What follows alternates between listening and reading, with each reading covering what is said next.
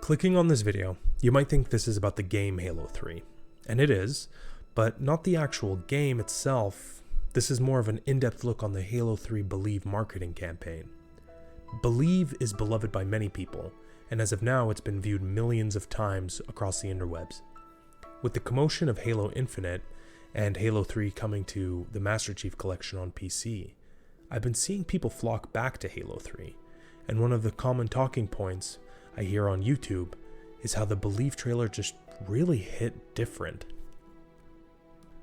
I like to think that the pitch for the Believe campaign went something a little like this. We were on the brink of extinction. The genocidal alien covenant had invaded Earth. It was humanity's last stand. That was then and this is now. Picture the soldiers who stood on the scarred battleground, scrounging for every inch of the field for ammo and grenades, all to defend home.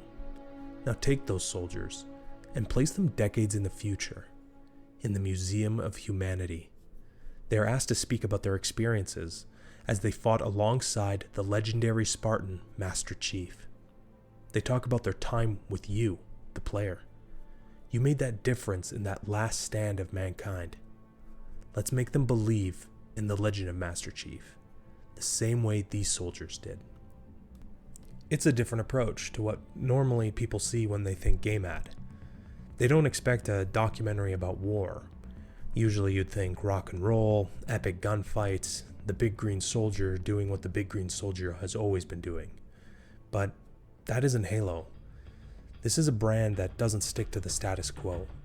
Halo pushes beyond those boundaries, and with this being the finale to the trilogy, the marketing team planned on reminding everyone why they fell in love with this franchise.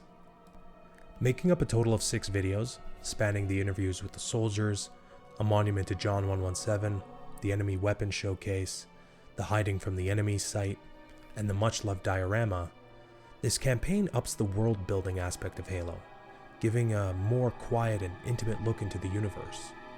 And as a viewer, I really ask myself, what happened after the war? The music is softer, more orchestral, and very familiar. As well, the suspension of disbelief is achieved with some stellar acting that really makes you feel like you're watching a documentary from the year 2631. One of my favorite lines and a really humanizing moment in the museum ad is when the vet talks about his time in an overturned warthog battle. The narrator asks him how he kept it together during that time, and he responds with this incredible quip back that is just so heartfelt. How did you manage to keep it together? We knew Master Chief was still in the fight. He gave us hope. The center of Believe, and what I really think is the focal point of the ad campaign, is remembrance. Remembering the individual stories of Master Chief, how he gave humanity's defenders that unbreakable will to never give up. I think this really spurs up memories in the viewer. Maybe you were inspired to keep moving forward during some tough times. It's palpable, it's relatable, and most importantly, it gets the watcher more interested in knowing more. To sell Halo 3, the team skipped the action. We already know what we're getting, so instead, they went with the proposition that we won the war, and the players' actions are what saved the lives of all these people today. Remembrance is closely related to another feeling that is guaranteed to sell, and that's nostalgia. Nostalgia comes from the combination of 2 Greek words. One is homecoming, and the other is ache or pain.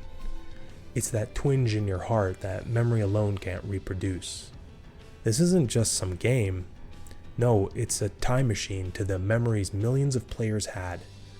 The late night LAN parties, the rush of making that last jump with the warthog off the Pillar of Autumn, or even that first time a 14-year-old kid said they were going to bang your mom on Xbox Live. I love those memories. And when I was watching Believe again for this video, I felt that nostalgia bubbling up again.